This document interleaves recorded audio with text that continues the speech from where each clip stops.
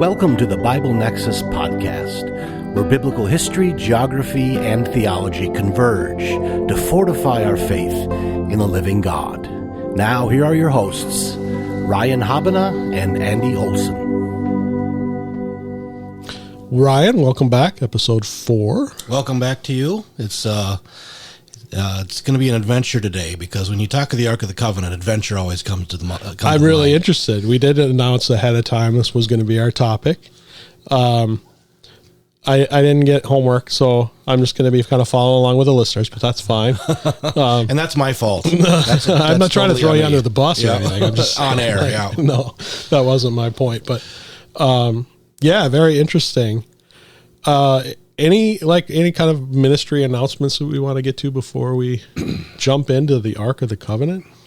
Actually, there is one. We do have a planned Israel trip coming up that we're still looking to fill some spots, and that is in February. So you can contact me or Andy, and let us know if that's something that you're interested in. It's in February. I think it's the 9th through the 21st. Okay. And with the way things are looking in Israel right now, it looks like There remains to be seen. Andy rolls his eyes, and I totally get that. But hopefully, there's maybe a bit of a reprieve of conflict. And again, if you can find these windows, I think this is going to be what going to Israel is like now. Because this isn't going to last. We know that. The war is still going to continue. There's still going to be conflict, but it's finding the windows, the small windows where you can sneak over there when things are kind of at a standstill. But it's hard to predict that too. So yeah. Well, it sounds like this could shape up to be the best opportunity since before COVID, really. Yes. So. And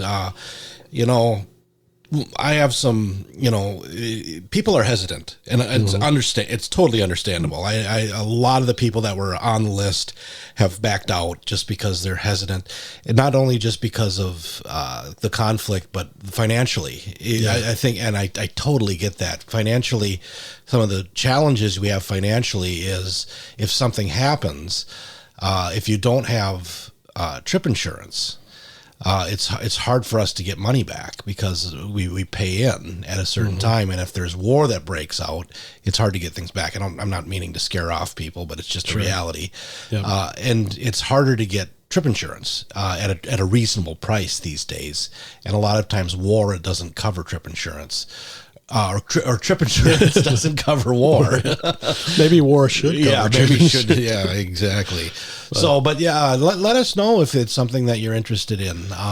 Do you care to share an email or a way to contact you if they're interested? Yeah, you can actually Mount Moriah Foundation at gmail.com. Mount Moriah Foundation at gmail.com. And you can go ahead and send that. Or you can find a path to Andy, and he'll forward it to me. Yep, if you know how to get me, Andy at echozoe.com is my ministry email address. But cool, yeah. And having been on one tour, but then a second trip that you and I and our wives went on, kind of as a small. Yeah, you've been there 3 times, right? I've been there 3 times. I went back in 2002 with Randall Price, who was an archaeologist. I'm not sure where he's at anymore. I think last I heard he might have been teaching at Liberty in Lynchburg. Okay. Last I talked to him, he was down in Texas, San Marcos, Texas. But he's an archaeologist, so he's got his bullwhip and his fedora hat, and he's going around. Yeah, so I spent 2 weeks in Qumran, and really the only sightseeing I got for that trip was obviously Qumran, but which there isn't like. When we go on tours, you spend about an hour there. It's not a ton to see there. Right. But then I got a weekend in Jerusalem that was very wonderful. It was a great time and stuff. But so then your tour, 2014, we went on the tour and did our first film. And then 2019, we went back with just us to film. So it was the first film we did, Jerusalem's King, we piggybacked on a tour to do a lot of filming. And that was, it worked, but it was a challenge. Work. Yeah. And the stakes were kind of raised for the conquest to be able to, and so we needed a week there just to film. Yeah. Well, I had a hard time that first time too. I had to be a big boy. Yeah. You paid for my trip and then you pull me away from the fun stuff. And I'm like, oh, well, he did pay for my trip. I suppose I better go do this. So, yeah. But great trips, and the tours that Mount Moriah Foundation does are fantastic. I would second to none. I'm not shy of boasting about our trips. I think just the feedback that we've had for the 7 or so that we've done. We started in 2011, I believe. Okay. It's 2011, I think, is when I went in 2009 for the first time. The first time I led a tour was in 2011, and then we've done several. Usually, it was a 2-year cycle, and then COVID hit, then the war hit, and I have been back just a couple months ago, which we talked about on this podcast. I have been back, and it's an interesting feel going back there right now, just because of how barren and empty everything is of tourists. Yeah. So. Yeah. Well, I could get into a lot of the reasons why people should consider it, but that's not the purpose of this podcast. So I'll save it. But if you're interested in even if you just want to hear my thoughts, feel free to email me and I'll tell you why it's a great tour. But and I can pass you along to ride as well. But today we're going to talk about the Ark of the Covenant. Right. And before we do that, we want to do a plug, or do we want to do that after? A plug for the next one. Well, maybe we'll kind of leave as a cliffhanger. What we're going to do, we do have our next topic, and we've got some homework. So if you listen to the end, we'll give that to you. Talk there about you go. That's a good one. What the next one's going to be. You've set the hook. I did. So let's start off with the origins of the Ark. Well, the Ark of the Covenant, most everybody has some idea of what the Ark of the Covenant is. It's been popularized. So everybody kind of has this visual of what the Ark of the Covenant is because of Raiders of the Lost Ark. Yeah. And I just, truth in advertising here, I do love the movie. I think it's a fun, fantastic movie.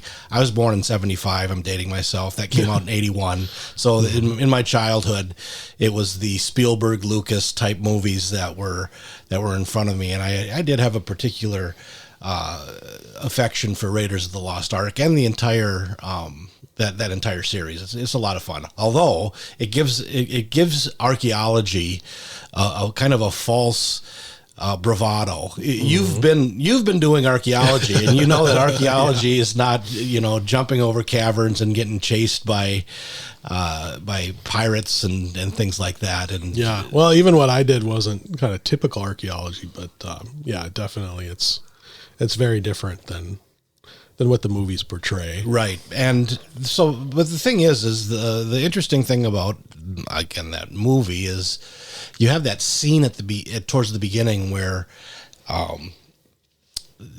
Harrison Ford's character, Indiana Jones, is sitting there in the in his university, and a couple government officials come and they're wondering about the Nazis, desire to get the Ark. And again, the movie is the movie. So, it's kind of an interesting, it's fiction, and there's some truth mixed in there as far as the theories that were presented about what happened, to the Ark. Because obviously in that movie it was that the Ark went to Egypt. I don't think that's what happened to the Ark, but they tried to base it in some type of historical reference and dynamic. But let's move out of the realm of fiction and into the realm of actual reality. And what we're going to do today is we're going to explore the origins. We're going to look at the journeys of the Ark of the Covenant. We'll look at some of the dynamics of the Ark, the tabernacle, the temple, the Holy of Holies, Yom Kippur. Then we'll talk about what everybody really loves talking about. I have a section chiseled out in my cover to cover class where I talk about the ark, and everybody loves to talk about what happened to the ark. And so we'll talk about the exile and disappearance of the ark. Finally, we'll talk about the future of the ark. This is something that not a lot of people know about, is the future of the Ark of the Covenant is actually told in the scriptures. We know what what is going to become of the Ark of the Covenant, and it's a very interesting scripture that we're going to look at that a lot of people don't know about. So you didn't give me homework, but you brought an outline, and Yes. we're starting off in Exodus 25. So what's interesting is this is called the Ark of the Covenant. And so what covenant is it the Ark of? And let's just talk, what is an ark? So let's just kind of get some of the origins and definitions down. So in Exodus chapter 25, it's right after the forging of the covenant in chapter 24. And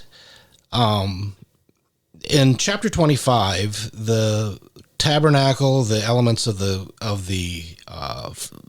tabernacle, and the table for bread, and the golden lampstand, and all these things are commanded.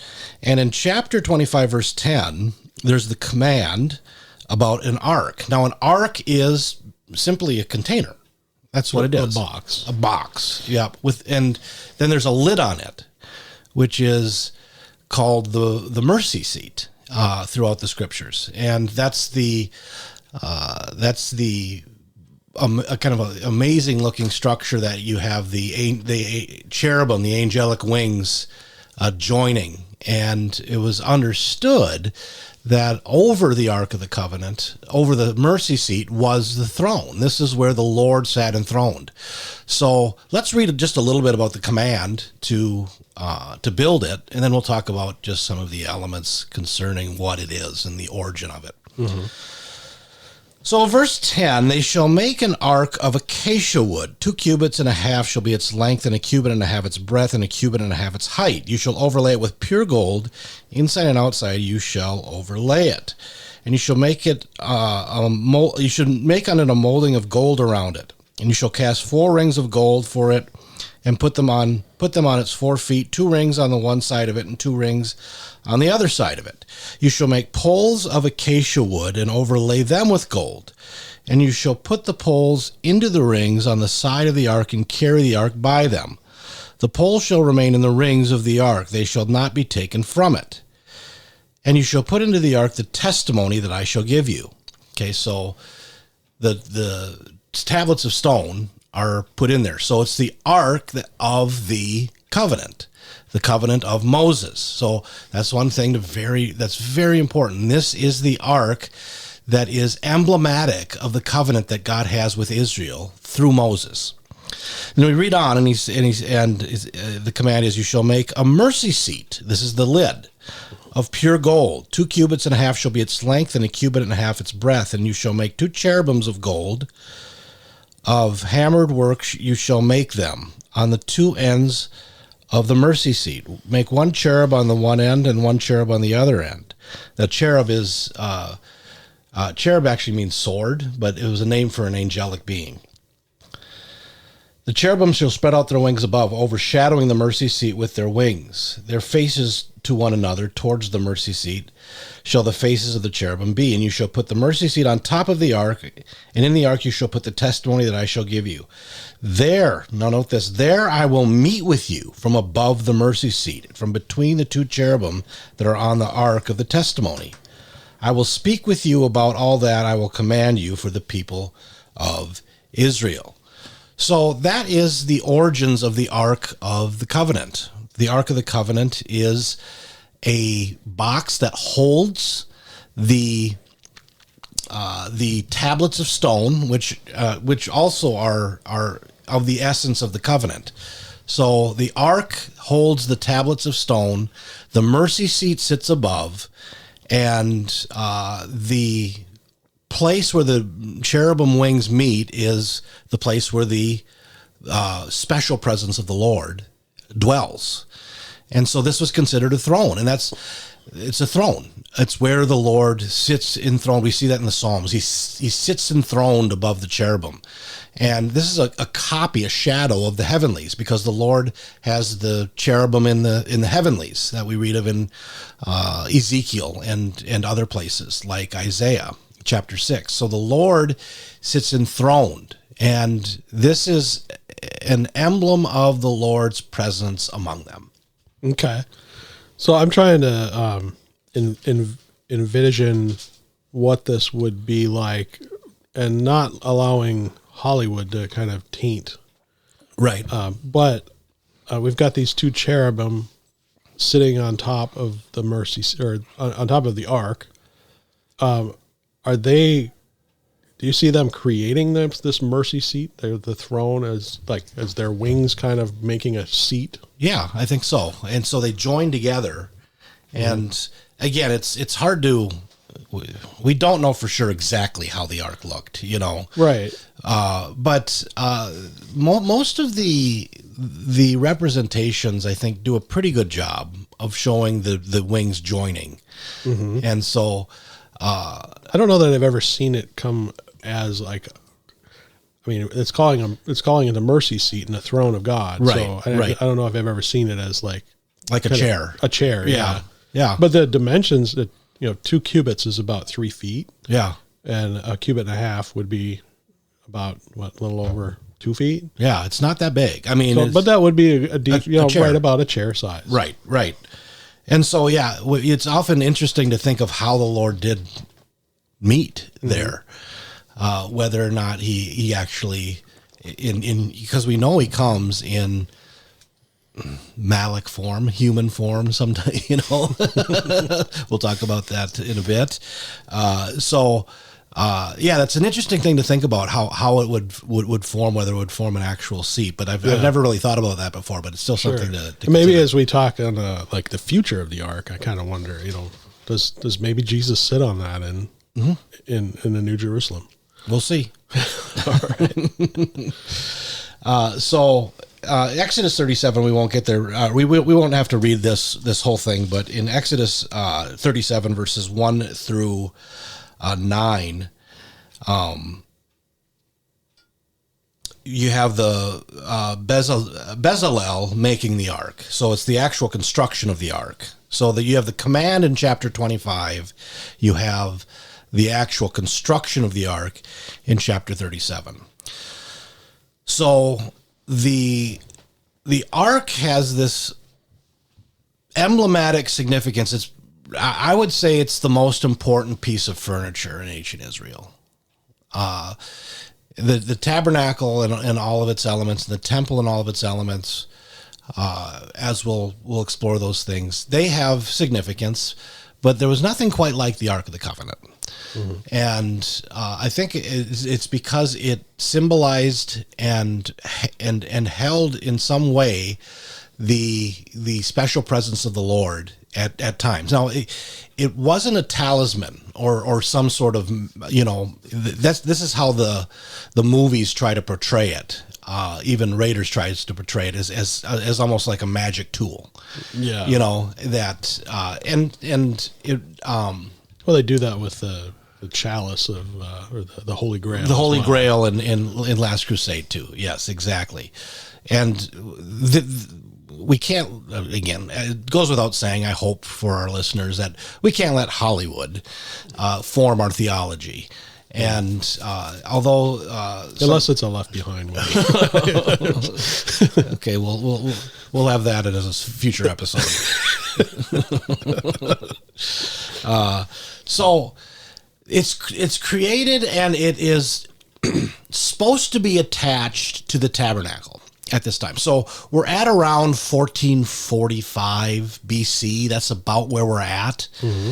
And the ark now, just remember, okay, just to contextualize, I don't want to just kind of jump into this. Okay, Israel grew as a nation in Egypt, and then they were born as a nation as they came out of Egypt. And so they went through the waters of the Red Sea, and the Israelites became independent when the Red Sea closed upon the Egyptians. And so they were an independent people. And so then they went to Mount Sinai right after that, and they received a covenant. In that covenant, we looked at civil, ceremonial, and moral spheres of this covenant. And that's what they were called to live by. And so it's not only emblematic of the throne of the Lord, it's emblematic of the covenant that the Lord has entered into, which is a bilateral covenant. It's a conditional covenant, meaning if they obey, they will be blessed. And we read of these things in Deuteronomy 28. If they obey, they will be blessed. If they disobey, they will be cursed as a people. And the curses are listed in quite extensive manner in Deuteronomy 28, which talks about there will be, if they disobey, there will be famine, there will be persecution and oppression from enemies, and ultimately they will be kicked out of the land. In Deuteronomy, it says in Deuteronomy 28, they will be exiled from the land. And that really forms kind of the backdrop of the events of the Old Testament going forward, and even New Testament, the curses of the law. And so this covenant is tied to this ark. And what we read in many places throughout the Law and Prophets, the ark is created in the narrative of the law. We read of that in Exodus. But most of its journeys and what we see regarding the ark happen in the wake of the Torah. And we're going to start looking now at the journeys of the ark. And the journeys of the Ark of the Covenant are fascinating, and it's sometimes very humorous. The ark and its journeys. So let's look at some of the journeys of the ark. And the first one is in Joshua chapter 3. So we're about 40 years after the ark has been created. It's traveled with them throughout the wilderness. And so now it's time for the next generation to enter into the promised land. And that's Joshua. Joshua is the early part of Joshua is about entrance into the promised land. And Joshua chapter 3. And so Joshua, just to contextualize, we'll always be contextualizing in this this podcast, because sometimes it's hard to contextualize because you're wondering how much assumed knowledge we have. Yeah, No, I appreciate this, but we'll make an effort to try to contextualize. Yeah. So Joshua. In Joshua chapter 1 he assumes command. And then in Joshua chapter 2, he sends the spies to Jericho. Mm-hmm. And that's where we have Rahab introduced, a very important figure in the Old Testament, and its narrative and the seed promise as well as faith. But they come back with a good report, which is very positive because the former spies 40 years ago came back with a bad report. At least 10 of them did. Yep. And that led to rebellion in Israel. So in chapter 3, verse 1, we see Joshua, it's time now to cross the Jordan. They're east of the promised land, and the threshold of getting into the promised land is the Jordan River. And we read, then Joshua rose early in the morning, and they set out from Shittim, and they came to the Jordan. He and all the people of Israel lodged there before they passed over. At the end of the 3 days, the officers went through the camp and commanded the people, as soon as you see the Ark of the Covenant of the Lord being carried by the Levitical priests, then you shall set out from your place and follow it. So the Ark is going to be the leader of going into the promised land. So yes, Joshua brings them into the promised land as one that the Lord commands, and he brings Joshua to a place of leadership. But the one truly bringing them into the land is the Lord, and the throne of the Lord is going forth first. And in verse 5, then Joshua says, consecrate yourself, for tomorrow the Lord will do wonders among you. And Joshua said to the priests, take up the Ark of the Covenant and pass on before the people. So they took up the Ark of the Covenant and went before the people. And so the Ark, just to summarize what we read in the rest of chapter 3, the Ark passes into the Jordan. And once the Levitical priests enter into the Jordan River, the Jordan River stops up way to the north, up by Adam, it says, which is many miles up to the north, not like hundreds of miles, but 10, 15 miles to the north. It says it will stand up in a heap, the waters. So the Ark of the Lord is there, and the Lord, it's showing that he is the one parting the waters. So at this time then, Israel all then is able to cross into the promised land on dry land. And this is intended to be a bookend.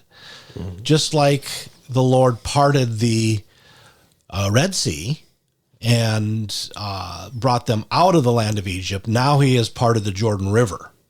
And he is bringing the children of Israel into the land. So they all come into the land, and then there's these memorial stones, which I find fascinating. Mm-hmm. These memorial stones that are picked up and set in probably in a circle, all 12 that are there. That's another, we talk about physical things that are related to be memorials or emblems.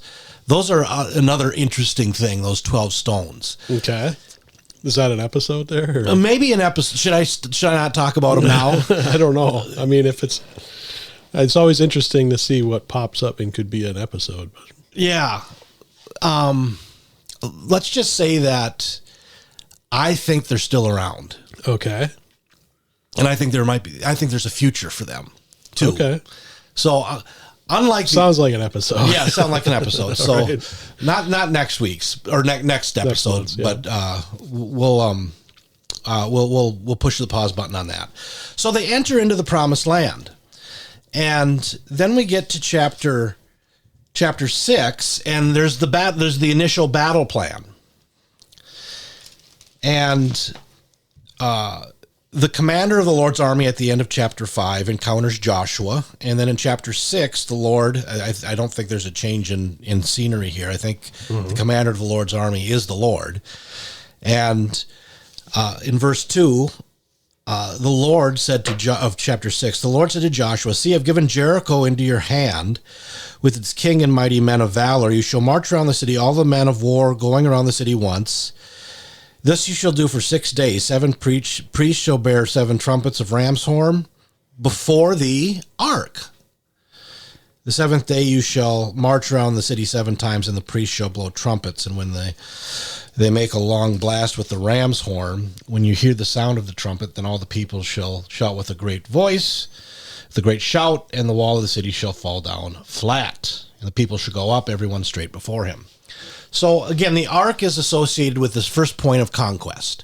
Mm-hmm. So, the ark is something that goes into battle.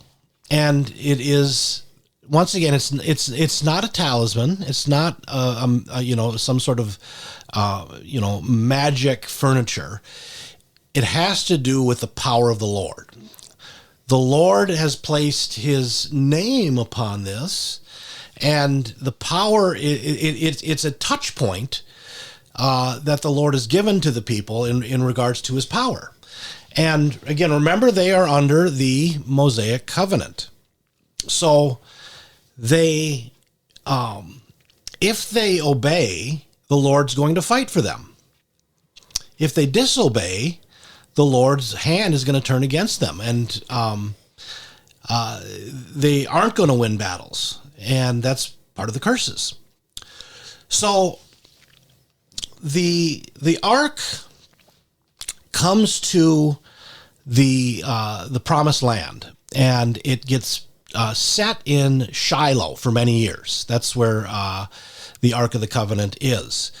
And so that's where it is. That's where we assume it is for almost all the time of the period of the Judges.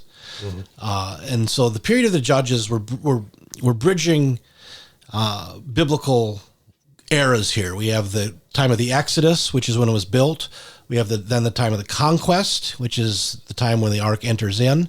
We have the time of the Judges, where the ark gets set and is in the tabernacle. And we'll talk about that in a bit. We'll talk about the tabernacle, the temple, the Holy of Holies, and Yom Kippur, and all of those things in a second. Mm-hmm. But let's now turn to 1 Samuel chapter 4. Yeah, this is I like this passage. It's one of my favorite passages. Temple of Dagon. And yeah, why don't you go ahead and read this one? Oh, well, where do you want me to begin? You can start in you can start in chapter 4, verse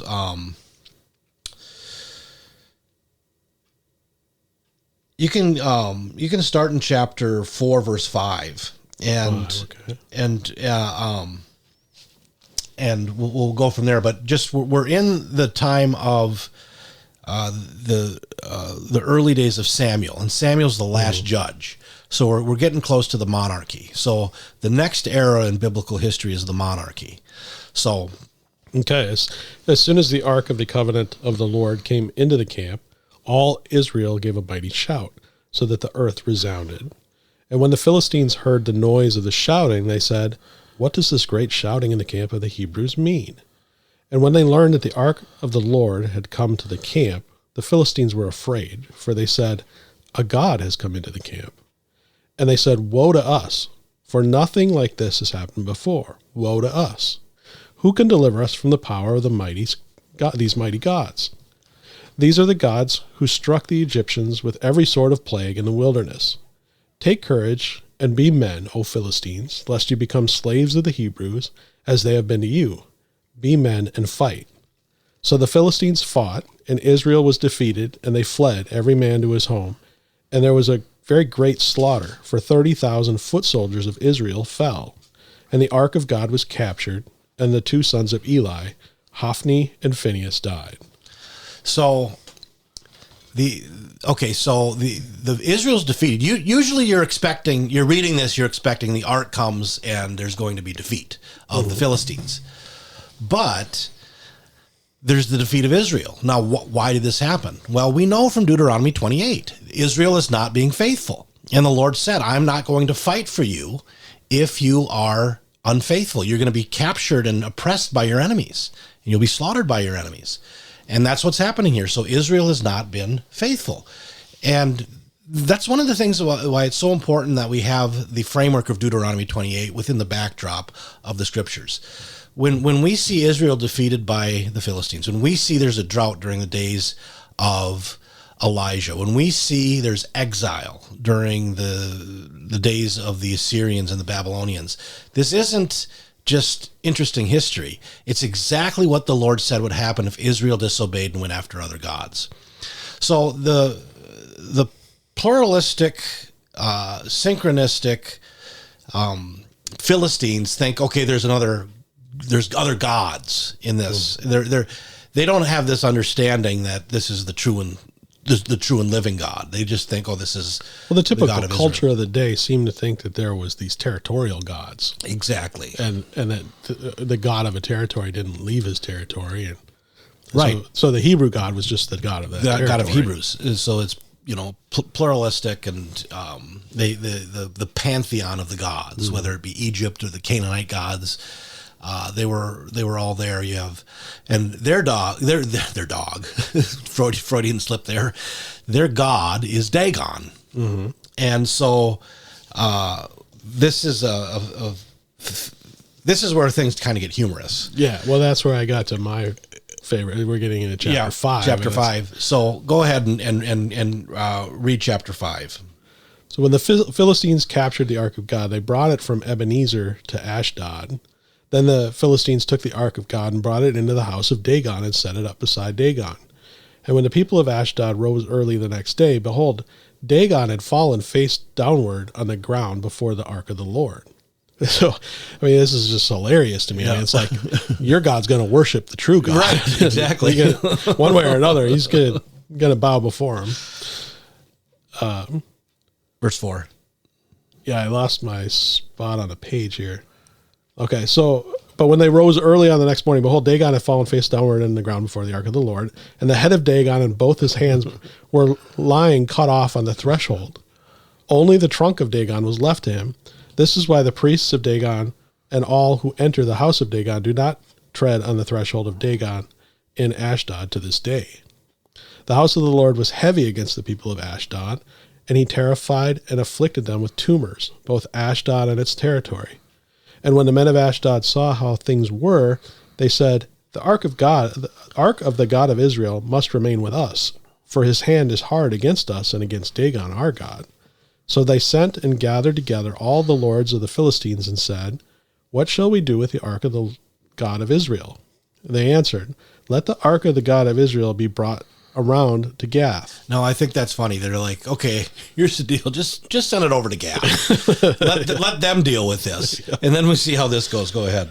So they brought the ark of the God of Israel there.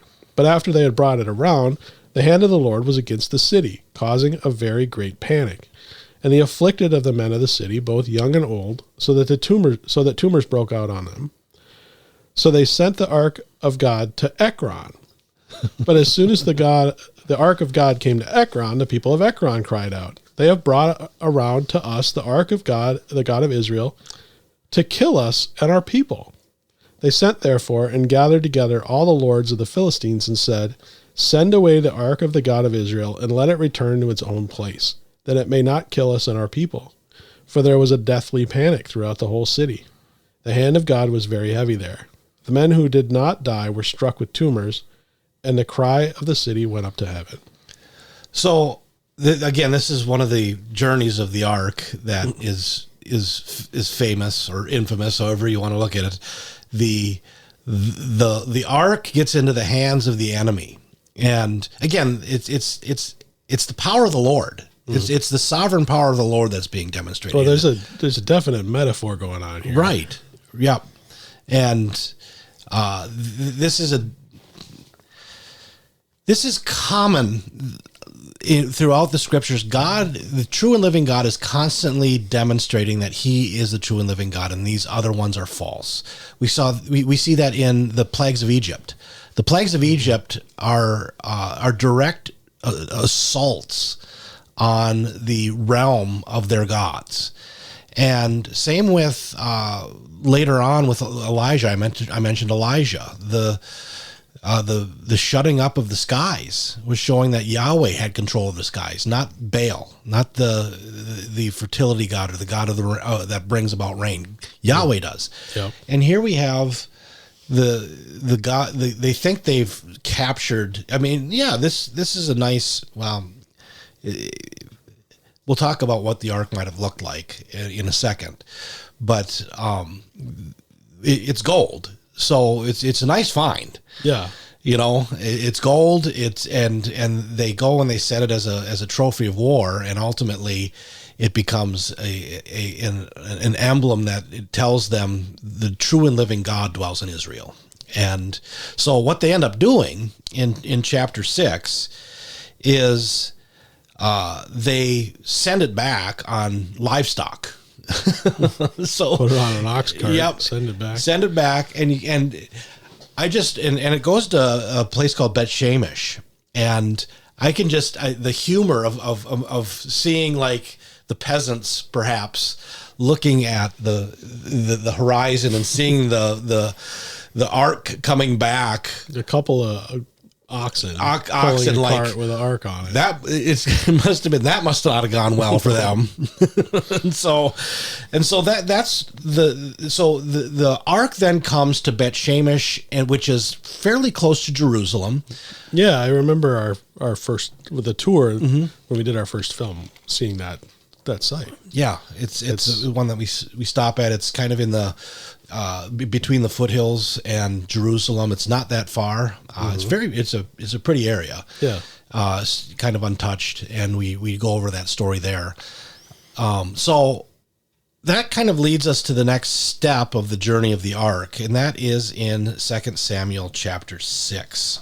So now we enter into the period of the monarchy. So Samuel's the bridge character that brings us from the area of the judges. He's the last judge. Then he anoints the kings of Israel. He anoints Saul, and Saul is rejected. And then we have him in 1 Samuel chapter 16 anoint David. So David, it's at David's time where David has this idea to bring the ark to Jerusalem. So the ark's kind of been separated from the tabernacle at this time. And so it's kind of been an odd setup, which is emblematic, again, of the curses. They're not doing things right. But David is doing things right. And David has this understanding of the significance of the hill of Jerusalem. And so in chapter 6, verse 1, this is after David has secured Jerusalem as his capital now. He sees that it's time, he thinks it's time to bring the ark to Jerusalem. Well, he wants to build a temple. Right. For the ark. Right. Yep. And so he, in chapter 6, he says, David again gathered all the chosen men of Israel, 30,000, and David arose and went with all the people who were with him from Baal Judah to bring up from there the ark of God, which is called by the name of the Lord of hosts, who sits enthroned on the cherubim. And they carried the ark of God on a new cart and brought it out of the house of Abinadab, which was on the hill. And Uzzah and Ahio, the sons of Abinadab, were driving the new cart with the ark of God, and Ahio went before the ark. Now, problems come because there's twofold problems. One, you're not supposed to have animals carrying the ark. That's forbidden in the law. So that was a violation of the law. And the oxen, the Philistines didn't care, but no, this is now no, because they're not under the law, right? You know, at least the law of Moses. They were just want to get rid of it. They wanted to get rid of the thing, and so the oxen stumble, and Uzzah reaches out and took hold of the ark and ends up dying. And this causes David to be afraid. But then there's a blessing upon the household where the ark comes. So David once again goes and brings the ark up. And the scene in chapter 6, verse 12, when it was told King David the Lord had blessed the household of Obed-Edom and all the things and all that belongs to him because of the ark of God. So David went and brought up the ark of God from the house of Obed-Edom to the city of David with rejoicing. And when those who bore the ark of the Lord had gone 6 steps, he sacrificed an ox and fattened an animal, and David danced before the Lord with all his might. Now notice he's dancing before the Lord, but it's before the ark. So, David was wearing a linen ephod. Now, and then so David and all the house of Israel brought up the ark of the Lord with shouting and with the sound of the horn.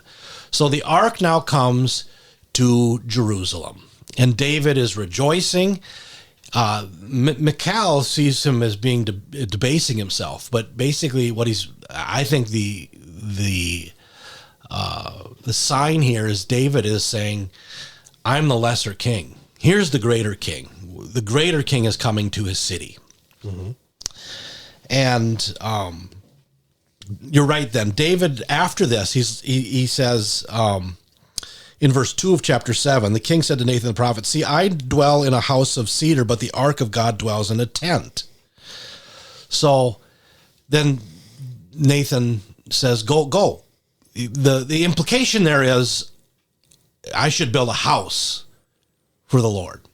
Now, what we see in the ensuing chapters and books of the Bible is, first off, David says, or the Lord says to David, you are not to build me a house. I'm going to build you a house. And so I'm going to build you a house in the sense of a royal dynasty. And we have a covenant made with David. And so that makes it all the way to Christ. Mm-hmm. Then we have the episode where, so it's not for David. He says, your son's going to build the house. But then there's this episode that happens later on with Ornan's threshing floor, where the angel of the Lord, Malach Yahweh, comes and is hovering over this Ornan's threshing floor. And he instructs David to go make a sacrifice there. And David purchases this land at the instruction of this Malach Yahweh, the angel of the Lord. And it's there. That purchase is the purchase of the Temple Mount. And so from that day forward, then he makes provisions and preparations for the coming building of the temple. But ultimately, it's Solomon that builds the temple, and so that happens in the next in the next generation. And we'll just read a bit of that in 1 Kings chapter 8. In 1 Kings chapter 8. Let's just start with verse 3. This is after the building of the temple. The ark is brought into the temple. And all the elders of Israel came, and the priests took up the ark, and they brought up the ark of the Lord to the tent of meeting, and all the holy vessels that were in the tent, and all the priests of the Levites brought them up. And King Solomon and all the congregation of Israel who had assembled before him were with him before the ark, sacrificing so many oxen or sheep and oxen that they could not be counted or numbered. The priest brought the ark of the covenant of the Lord to its place in the inner sanctuary of the house, in the most holy place, under the wings of the cherubim. That's the Holy of Holies. For the cherubim spread out their wings over the place of the ark, so that the cherubim overshadowed the ark and its poles. So there was actually another set of cherubim in the Holy of Holies. So you actually had the cherubim on the ark, and then you had another set of cherubim that were built. And then we see, and the poles were so long that the ends of the poles were seen from the holy place before the inner sanctuary, but they could not be seen from the outside. They are there to this day. There was nothing in the ark except the 2 tablets of stone that Moses put there at Oreb, where the Lord made a covenant with the people of Israel when they came out of the land of Egypt. And when the priests came out of the holy place, a cloud filled the house of the Lord, so that the priests could not stand to minister because of the cloud, for the glory of the Lord filled the house of the Lord. So there the ark comes to its resting place. And there it's going to be for hundreds of years. And let's kind of step back and talk a little bit then about kind of the tabernacle and the temple, the Holy of Holies, and Yom Kippur, the Day of Atonement, because all of those things are related. So the ark was to be tied to the tabernacle, the tent, and that was until the temple was built. So that was hundreds of years. It was over 400 years. And then the temple was built during the days of Solomon. And both the tabernacle and the temple had this place called the Holy of Holies. And that was a chamber in the kind of the farthest reaches of the temple, which was holy. It was set apart.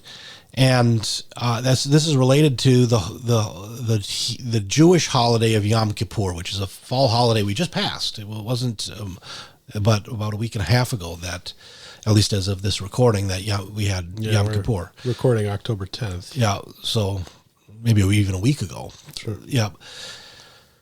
So,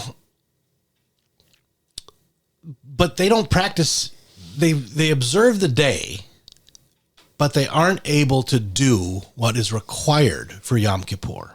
And Yom Kippur was the priest would bring the blood of the sacrifice into the Holy of Holies, and he would sprinkle the blood once a year. He was only allowed, one person once a year was allowed to go in and see the ark once it took its resting place and that was the way it was supposed to be during the tabernacle as well. Mm-hmm. But during the temple, things, again, a good way to remember the difference between the tabernacle and temple is the tabernacle is a mobile tent and the temple is a stationary building. And so the priest would go in once a year and sprinkle the blood of atonement upon the ark. And this is one thing that is interesting to think about. You know, when we see in the movies, like in Raiders of the Lost Ark, when they find the Ark of the Covenant and they bring it out, it's this big, glowing, shiny, polished thing of gold. I don't think that's what it would look like. I think it would look absolutely blood covered, because there wasn't a cleaning crew. There was no stipulation that, okay, the cleaning crew comes in later and polishes up and cleans off the ark. Yeah. And and it's a reminder, the priest would come in year after year after year, and see the blood of atonement for Israel, the Day of Atonement, where the Lord would bring atonement to Israel, and the Lord would overlook their sins. But it was every year. And this is what we see in the book of Hebrews. The book of Hebrews connects us to this. In the book of Hebrews, the sacrifice of Christ is contrasted. Yep. And it's shown that it was once for all time that Jesus sacrificed. And this is the blood of the new covenant. This cup is the blood of the new covenant in my blood. And so it was shed for us, and that's the good news. That's the gospel. And it's contrasted to the blood that was splattered upon the Ark of the Covenant. And the Ark of the Covenant, again, think of it. It's a ark that symbolizes the covenant with Israel through Moses, and all of the blood that just would have to happen over and over again, year after year, and there was never lasting forgiveness. But we have that in Christ. We have that lasting, everlasting forgiveness as we, by grace through faith, trust in Him. So that's just kind of the overview of the ark and its relationship to the tabernacle, the temple, and Yom Kippur. Mm-hmm. So the next up on your outline is the exile and the disappearance of the ark. I'd get kind of where I'm weakest in the history. I'm familiar, obviously, with the exile, but I'm not familiar with post First Temple. What happened to the ark? Well, neither am I. I know theories. Sure. See, so what we have is, let's just after this we have the last mention of the Ark of the Covenant, and that is during the days of Josiah. And Josiah is hundreds of years later, and towards the end of the Israel and Judah monarchy. And in 2 Chronicles chapter 35, we see Josiah, who was a very faithful king and was looking to restore and remember the covenant that the Lord had made with the people, and he would look to lead them in it. And he said, and it's said in chapter 35, verse 1, Josiah kept a Passover to the Lord in Jerusalem, and they slaughtered the Passover lamb on the 14th day of the first month. All that's good. Right sacrifice, right day. He appointed the priests to their offices and encouraged them in service to the house of the Lord. Again, good. And he said to the Levites who taught all Israel who were holy to the Lord, put the ark in the house that Solomon the son of David, king of Israel, built. You need not carry it on your shoulders. Now serve the Lord your God and his people Israel. So this is the last mention of the Ark of the Covenant in the Old Testament before it disappears. So that begins the mystery. Because what happens is after Josiah shortly dies after this, then Israel goes right back. Josiah's sons go right back into idolatry, and then it's exile for the kingdom of Judah. You have 3 waves of exile: 605 BC, 597 BC, and then the big one, 586 BC, which is when the temple was destroyed and kind of the final blow, and that's the Babylonians. So we don't know what happened to the ark, and so we have theories, and let's just kind of talk about theories. And I'm sure you've heard theories, we can kind of throw those out. Of them, yeah. We can kind of throw those out and bat them about. But let's just, from the outset, I have a preference for which theory I think is most interesting to me and maybe is most compelling. But I would be the first to say I don't know. Mm-hmm. I do not know for sure where the ark is right now, and the ark disappeared before the destruction of the the temple. So The first temple. the first temple, and it did not return to the second temple. And that's why the second temple was something that was built by Zerubbabel, and it was something that pleased the Lord. We read of that in Haggai, the building of the second temple. But things were really never the same. Mm-hmm. The ark wasn't there. And so the priest would go in. So how did they, you were just about to answer the question as I asked it. How did the priest do that? Go into the sprinkle the blood? They would sprinkle it on a rock called the foundation stone. Okay. And that became the foundation stone is a legendary stone, which is still there. They think they call it the foundation stone. It's under the Dome of the Rock right now, which is what most Jews think that's where the temple was. And so that's a question for another time, sure. An issue for another time. But the priest would go in and sprinkle it on the foundation stone because there was nothing there. And the foundation stone was kind of a legendary piece that you had all sorts of legends starting to be associated with it, like the rock that Abraham sacrificed Isaac on, or the rock that God started building creation in and around. There's all that type of stuff, which I think is more mythic than rooted in reality. And but the ark disappeared, and first off, let's just kind of talk about.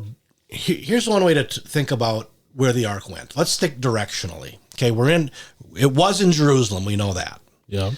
So one of the theories, and there's multiple theories that are associated with this, is that the ark went south somewhere, whether it be Egypt or Ethiopia. I was going to say, and I think before you get to destinations, the reason for south is that because of the mountains in Israel, the invaders didn't come from the east; they came around the mountains from the north. Right. So there really was only two directions to go. There was north and south. East is the mountains and west is the Mediterranean Sea.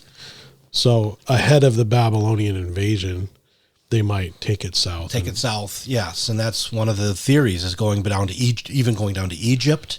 Yeah, and I've heard of this Coptic church in Ethiopia claims to still have it today. And then sometimes they say we're going to reveal it, and they never do. Yeah. And that's something I'm very skeptical of. It's not impossible, but that would be something that I can't imagine anybody would keep under wraps for that long. Yeah. But you're right. That's one of the modern things. Every so often there's a news story that comes out is, they're gonna actually reveal it, and then we're not gonna do it. And so that's one of the theories, is it goes south. Another theory is it went down. I think I've heard that as well. So there's there's all sorts of chambers and rooms that are underneath the Temple Mount. Mm-hmm. And I don't know if I necessarily heard Temple Mount as far as down. The interesting one I heard was actually when we were on that trip 11 years ago, to almost 12 years ago. A couple of the guys that were on the trip came, I think it was we were at the hotel, and they came and shared this video they found on YouTube at the time, and that postulated we had gone to the garden tomb that day, and we had taken communion together. Right. And the garden tomb, now it's not sold as being the genuine garden tomb. It's kind of sold as like, this is a typical tomb. A good representation. A good representation. But there are people who believe that it very well could be the actual tomb of Christ, or very close to it. And maybe there's nothing that, I shouldn't say there's nothing. There is stuff that say, well, the dating is wrong, but we've gotten dating wrong before. But the interesting thing is the garden tomb is right at the site of Gordon's Calvary as well, a spot where they believe that Jesus may have been crucified. Which I do believe that's where Jesus was crucified. I don't know. That's a separate issue from the tomb. Right. Yep.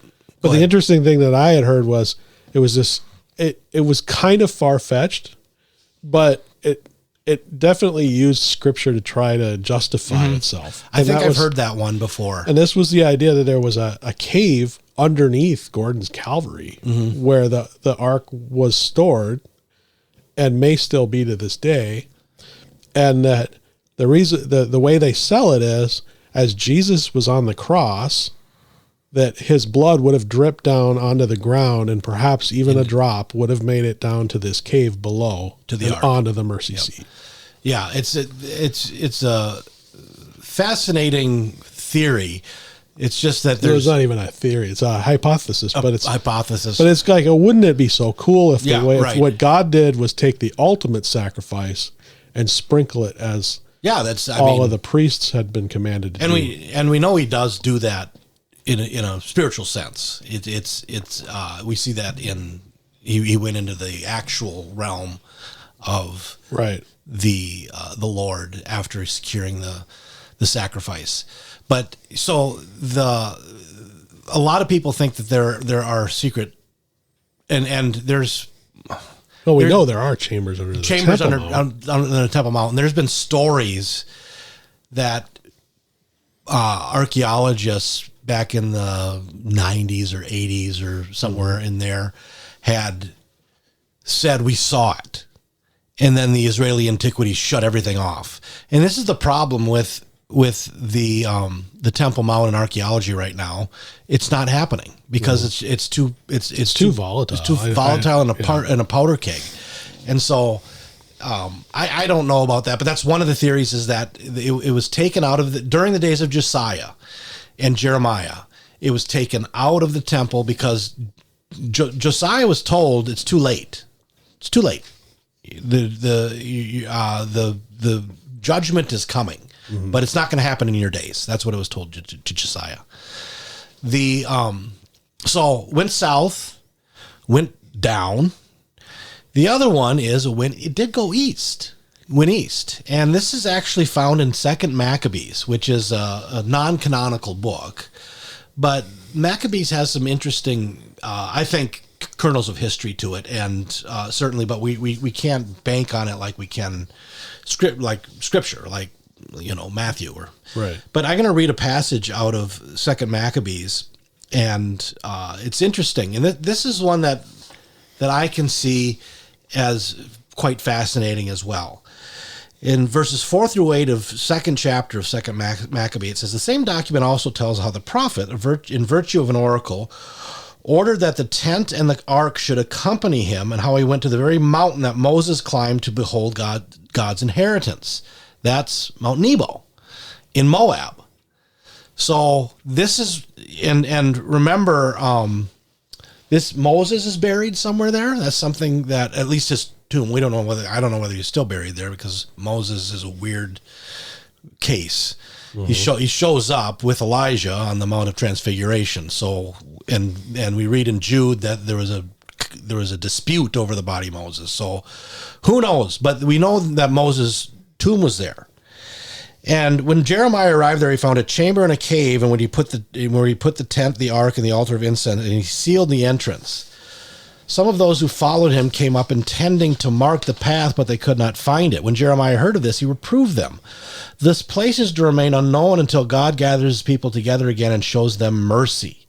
Then the Lord will disclose these things, and the glory of the Lord and the cloud will be seen, just as they appeared in the time of Moses and of Solomon, when he prayed that the place might be greatly sanctified. And that's what we read about in 1 Kings chapter 8. So I find this to be kind of interesting, because it would join the ark to the realm of Moses and his burial place. And it also would place it outside the promised land, kind of where Israel is going to be at a certain time when the Lord delivers them in the future. Right. Yeah. So there's some interesting possibilities here. Would I die for this? No, I don't know. But this is the one that I think is very interesting as to possibly where the ark is right now. And I was just over in this area a couple months ago, and it's just surreal to think, over in these mountains somewhere, maybe the Ark of the Covenant, the actual Ark of the Covenant. Yeah. And it's just like Moses' grave. That's the other thing. Moses' grave is unfindable.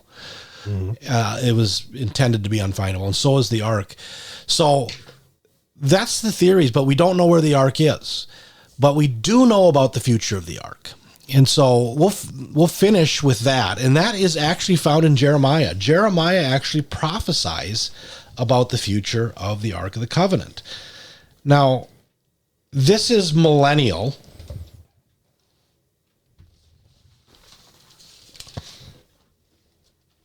In Jeremiah chapter 3.